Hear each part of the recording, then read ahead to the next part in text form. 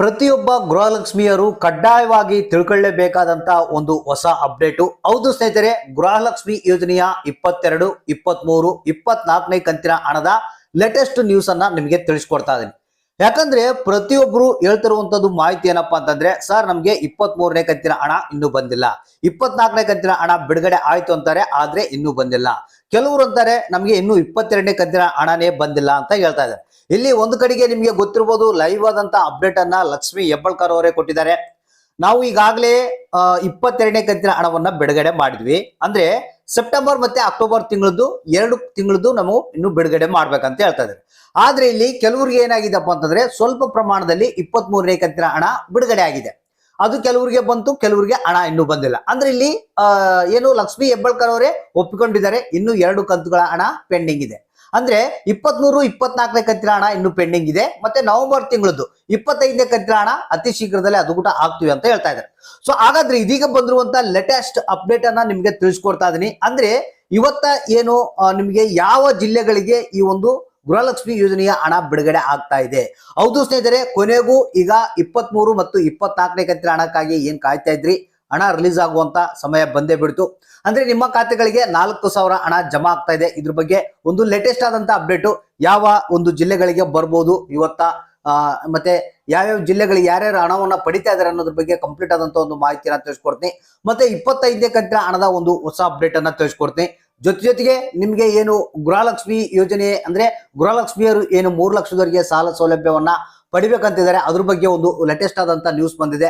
ಅದ್ರ ಬಗ್ಗೆನೂ ಮಾಹಿತಿನ ತಿಳಿಸ್ಕೊಡ್ತೀನಿ. ಪ್ರತಿಯೊಬ್ರು ವಿಡಿಯೋನ ಆದಷ್ಟು ಪೂರ್ತಿಯಾಗಿ ನೋಡಿ, ಮತ್ತೆ ಪ್ರತಿಯೊಬ್ಬರಿಗೂ ಈ ಒಂದು ಮಾಹಿತಿಯನ್ನ ಖಂಡಿತವಾಗ್ಲೂ ಶೇರ್ ಮಾಡಿ. ಯಾಕಂದ್ರೆ ಇದೇ ರೀತಿಯಾದಂತ ಲೇಟೆಸ್ಟ್ ಅಪ್ಡೇಟ್ ಅನ್ನ ನಾವು ನಿಮ್ಗೆ ತಿಳಿಸ್ಕೊಡ್ತಾ ಇರ್ತೀವಿ. ಹೌದು ಸ್ನೇಹಿತರೆ, ಇವತ್ತ ನವೆಂಬರ್ 23ನೇ ತಾರೀಕು ಭಾನುವಾರ ನಿಮ್ಮ ಖಾತೆಗಳಿಗೆ ಗೃಹಲಕ್ಷ್ಮಿ ಯೋಜನೆಯ 4,000 ಹಣ ಬಿಡುಗಡೆ ಆಗ್ತಾ ಇದೆ. ಹಾಗಾದ್ರೆ ಇದ್ರ ಬಗ್ಗೆ ಹೆಚ್ಚಿನ ಒಂದು ಡೀಟೇಲ್ಸ್ ನ ತಿಳಿಸ್ಕೊಡ್ತೀನಿ. ಒಂದು, ರಾಜ್ಯ ಸರ್ಕಾರಕ್ಕೆ ನಮ್ಮ ಕಡೆಯಿಂದ ರಿಕ್ವೆಸ್ಟ್ ಏನಪ್ಪಾ ಅಂತಂದ್ರೆ, ಮಾತಾಡೋದನ್ನ ಬಿಟ್ಟು ಕರೆಕ್ಟ್ ಆಗಿ ಹಣ ಜಮಾ ಮಾಡೋದನ್ನ ಕಲಿಯಿರಿ. ಹೌದು ಸ್ನೇಹಿತರೆ, ಇಡೀ ರಾಜ್ಯಾದ್ಯಂತ ಬಹಳಷ್ಟು ಮಂದಿ ಮಹಿಳೆಯರು ಆಕ್ರೋಶವನ್ನ ವ್ಯಕ್ತಪಡಿಸ್ತಿದ್ದಾರೆ. ನಮಗೆ ಇದು ಅವಶ್ಯಕತೆನೇ ಇಲ್ಲ, ಗೃಹಲಕ್ಷ್ಮಿ ಯೋಜನೆಯ ಹಣವನ್ನ ಹಾಕೋದು ಬೇಡ, ನಮಗೆ ಯಾವ್ದಾದ್ರು ಒಂದು ಮೆಡಿಕಲ್ ಟ್ರೀಟ್ಮೆಂಟ್ಗಾಗ್ಲಿ ಆ ತರ ಒಂದು ಹೆಲ್ಪ್ ಮಾಡಿ ಅಂತ ರಾಜ್ಯದ ಜನರು ಕೇಳ್ತಾ ಇದ್ದಾರೆ. ಈ ಒಂದು ಫ್ರೀ ಬಸ್ ಈ ತರ ಯಾವ ಬೇಡ ನಮಗೆ ಅಂತ ಕೇಳ್ತಾ ಇದ್ದಾರೆ. ಕೆಲವರಂತೂ ಈಗ 3 ಲಕ್ಷ ಹಣ ಏನ್ ಕೊಡ್ತಾ ಇದೀವಿ ಅದು ಕೂಡ ನಮಗೆ ಇಂಟ್ರೆಸ್ಟ್ ಇಲ್ಲ ಸರ್, ಆ ಒಂದು ಕೆಲಸ ಕೂಡ ನಮಗೆ ಬೇಕಾಗಿಲ್ಲ. ಯಾಕಂದ್ರೆ ಈ ಕಾಂಗ್ರೆಸ್ ಸರ್ಕಾರ ಹೋದ್ಮೇಲೆ ಅದು ಎಷ್ಟು ತಲೆನೋವಾಗುತ್ತೋ, ಅಂದ್ರೆ ಇದು ಕಂಟಿನ್ಯೂ ಆಗಿ ಇರುತ್ತಾ ಇಲ್ಲ, ಮತ್ತೆ ನಾವು ಹಣ ಅದರಲ್ಲಿ ಏನು ಸೇವಿಂಗ್ ಮಾಡಿದ್ಮೇಲೆ ಹಣ ತಗೊಳಕ್ ಬರುತ್ತಲ್ಲ, ಈ ರೀತಿಯಾದಂತ ಬೇರೆ ಬೇರೆ ಪ್ರಾಬ್ಲಮ್ ಇವೆ, ಇವ್ ಯಾವ ಬೇಡ ಅಂತ ಹೇಳ್ತಾರೆ. ಸೊ ಅದನ್ನ ಒಂದ್ ಕಡೆಗೆ ಟಾಪಿಕ್ ಸೈಡ್ಗೆ ಇಡೋಣ, ಇವತ್ತಿನ ಮಾತಾಡೋಣ. ಸ್ನೇಹಿತರೆ, ಇಲ್ಲಿ ನಮ್ಗೆ ಬಂದಿರುವಂತಹ ಒಂದು ವರದಿ ಪ್ರಕಾರ ಇವತ್ತ ಏನಿದೆ ನವೆಂಬರ್ 23ನೇ ತಾರೀಕು ಭಾನುವಾರ, ಇವತ್ತ ಏನು 23 ಮತ್ತು 24ನೇ ಕಂತಿನ ಹಣಕ್ಕೆ ಒಂದು ಬಿಡುಗಡೆಗೆ ಚಾಲನೆ ಸಿಕ್ಕಿದಂತೆ. ಅಂದ್ರೆ ಹಣ ಬಿಡುಗಡೆ ಆಗುವಂತ ಪ್ರಾಸೆಸ್ ಆಗಿದೆ ಅಂತೆ. ಇಲ್ಲಿ ನಮಗೆ ಬಂದಿರುವಂತಹ ಮಾಹಿತಿ ಪ್ರಕಾರ ಇವತ್ತ 18 ಜಿಲ್ಲೆಗಳಿಗೆ ಹಣ ಬಿಡುಗಡೆ ಆಗುವಂತ ಸಾಧ್ಯತೆ ಇದೆ ಅಂತ ಹೇಳ್ತಾ ಇದ್ದಾರೆ. ಹೌದು ಸ್ನೇಹಿತರೆ, ಚಿಕ್ಕಮಗಳೂರು ಜಿಲ್ಲೆ, ಶಿವಮೊಗ್ಗ, ರಾಮನಗರ, ಚಿಕ್ಕಬಳ್ಳಾಪುರ, ರಾಯಚೂರು, ಚಾಮರಾಜನಗರ, ವಿಜಯಪುರ, ಮೈಸೂರು, ಮಂಡ್ಯ, ಬೀದರ್, ಬೆಳಗಾವಿ, ಕೊಪ್ಪಳ, ಕೋಲಾರ, ಬೆಂಗಳೂರು ನಗರ, ಬೆಂಗಳೂರು ಗ್ರಾಮಾಂತರ, ಬಾಗಲಕೋಟೆ, ಮತ್ತೆ ಕೋಲಾರ, ಕೊಡಗು, ಹಾವೇರಿ ಅಂತ ಹೇಳಿದ್ದಾರೆ. ಟೋಟಲ್ ಆಗಿ 18 ಜಿಲ್ಲೆಗಳಿಗೆ ಇವತ್ತ ಹಣ ಬಿಡುಗಡೆ ಆಗುವಂತ ಸಾಧ್ಯತೆ ಇದೆ ಅಂತ ಹೇಳ್ತಾರೆ.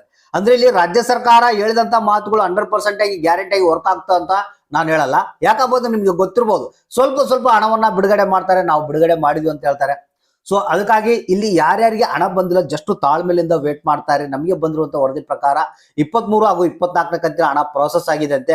ಅದು ಯಾವ ಕ್ಷಣದಲ್ಲಿ ಬೇಕಾದ್ರೂ ನಿಮ್ಮ ಖಾತೆಗಳಿಗೆ ಬರ್ಬೋದು. ಮತ್ತೆ ನವೆಂಬರ್ ತಿಂಗಳದ್ದು ಏನಿದೆ ನೆಕ್ಸ್ಟ್ ಈ ಒಂದು ಡಿಸೆಂಬರ್ 1ನೇ ತಾರೀಕಿನಿಂದ ಬಿಡುಗಡೆ ಆಗುವಂತ ಸಾಧ್ಯತೆ ಇದೆ ಅಂತ ಮಾಹಿತಿ ಕೇಳಿ ಬರ್ತಾ ಇದೆ.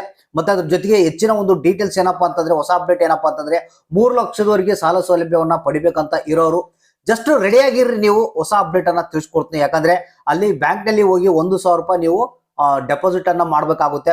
ಅದು ಯಾವ ರೀತಿ ಏನೆಲ್ಲ ಡಾಕ್ಯುಮೆಂಟ್ಗಳು ಬೇಕಾಗುತ್ತೆ, ಸಿಂಪಲ್ ಡಾಕ್ಯುಮೆಂಟ್ ಇರುತ್ತೆ, ಆಧಾರ್ ಕಾರ್ಡು, ರೇಷನ್ ಕಾರ್ಡು, ಮತ್ತೆ ಏನು ಬ್ಯಾಂಕ್ ಪಾಸ್ಬುಕ್ ಅಂದ್ರೆ ಫೋಟೋಗಳು ಆಗಿರ್ಬೋದು, ಈ ರೀತಿಯಾಗಿ ಸಿಂಪಲ್ ಡಾಕ್ಯುಮೆಂಟ್ ಇರುತ್ತೆ. ಅದ್ರ ಬಗ್ಗೆ ಹೆಚ್ಚಿನ ಒಂದು ಮಾಹಿತಿಯನ್ನು, ಹೊಸ ಅಪ್ಡೇಟ್ ಅನ್ನ ತಿಳಿಸ್ಕೊಡ್ತೀನಿ. ಯಾವ ಬ್ಯಾಂಕ್ ನಲ್ಲಿ ಮಾಡ್ಬೇಕು, ಯಾವ ರೀತಿ ಏನು ಮಾಡೋದ್ರ ಬಗ್ಗೆ ಕಂಪ್ಲೀಟ್ ಆದಂತ ಮಾಹಿತಿನ ತಿಳಿಸ್ಕೊಡ್ತೀನಿ. ನಮ್ಮ ಚಾನಲ್ ಕಂಟಿನ್ಯೂ ಆಗಿ ಫಾಲೋ ಅಪ್ ಮಾಡ್ತಾ ಇರ್ರಿ. ಮತ್ತೆ ಇವತ್ತು ಯಾರ್ಯಾರಿಗೆ ಹಣ ಬಂತು, ಯಾರ್ಯಾರಿಗೆ ಇಲ್ಲ ಅನ್ನೋದನ್ನ ತಪ್ಪದೆ ಕಮೆಂಟ್ ಮಾಡಿ ನಮ್ಗೆ ತಿಳಿಸಿ.